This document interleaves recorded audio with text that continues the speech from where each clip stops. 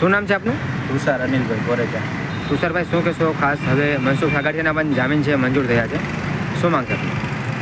પહેલેથી માંગણી અમારી એક જ હતી કે અમને ગુજરાત સરકાર પાસે અમને મળવા બોલાવ્યા હતા, ત્યારે પણ અમે માંગણી કરી હતી કે અમને અમારો એક વકીલ દેવામાં આવે.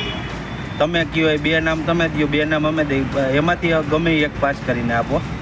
આટલા ટાઈમમાં હજી સુધીમાં એક પણ વકીલ અમને આપ્યો નથી. સેશન કોર્ટમાં ને હાઈકોર્ટમાં અમારો વકીલ છે, ત્યાં તો અમારી લડત ચાલુ છે. સુપ્રીમમાં અમારો વકીલ નથી, સુપ્રીમ કોર્ટમાં. એના હિસાબે એનો લાચારીનો ફાયદો લઈને અત્યારે જામીન મળવા માંડ્યા છે.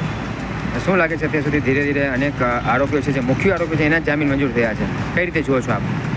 વસ્તુ જે છે આમાં લડતમાં એક તો પહેલાં ફાડા પાડીને પીડિત પરિવારને બધા નોખા કરી નાખ્યા, લડત નબળી કરી નાખી. અને અત્યારે જેમ મન પડે એમ આ વસ્તુમાં પ્રોગ્રામમાં કે ખબર છે આ બધા ભેરા થવાના નથી, એટલે એનો લાભ લ્યો.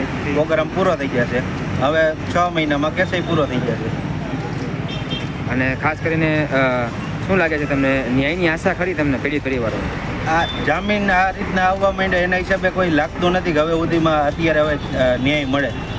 કારણ કે જે કાગળિયાના બધા છેડા કરવા હતા એને મળી કંઈ પરમિશન દેવાવાળા હતા, એને બધાને જામીન મળવા માંડ્યા.